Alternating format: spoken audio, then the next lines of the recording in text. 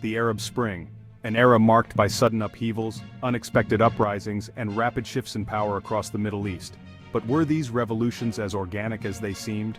Or was there a hidden hand guiding the chaos? Today we dive into the controversial claims that Israel may have secretly influenced or even orchestrated the Arab Spring to weaken its neighboring states.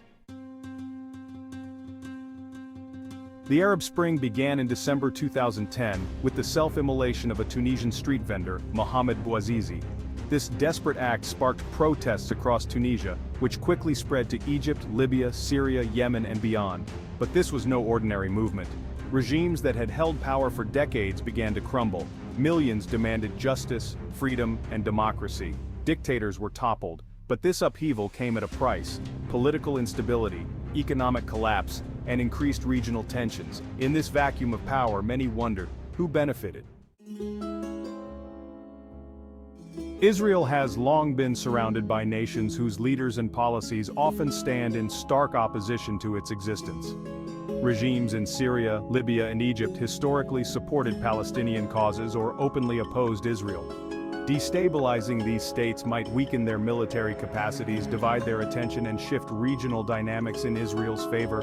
But would Israel really go so far as to interfere in these uprisings? And if so, how? Officially, Israel remained silent about the Arab Spring, taking a wait-and-see approach. But some analysts and former intelligence officials suggest otherwise.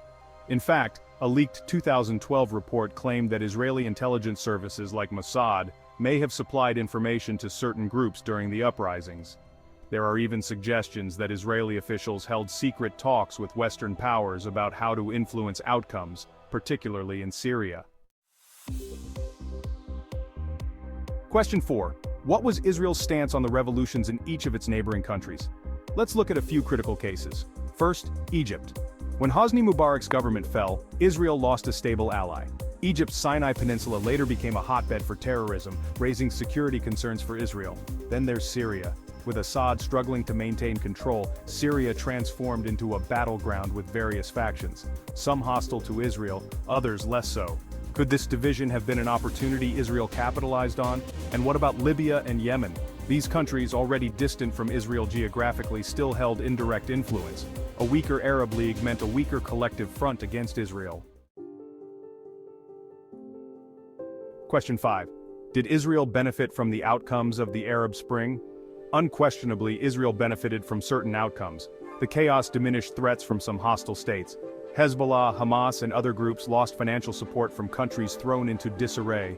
Syria's own internal crisis diverted its attention from Israel. And today, Israel has solidified relations with new allies in the Arab world through the Abraham Accords, signed in 2020. Coincidence, or a carefully orchestrated result of years of strategic positioning? As recent as this year, Israeli intelligence officials revealed new documents that describe covert cooperation with Western allies during the Arab Spring. According to these claims, Israel shared surveillance data to influence regional outcomes. This revelation raises serious questions about the boundaries of Israeli intelligence and whether they've been testing the limits of international influence. Critics argue that Israel lacked direct influence in these deeply complex movements. The Arab Spring involved local grievances, poverty, corruption, and oppression. To attribute these uprisings to a foreign hand overlooks the voices of millions who demanded change.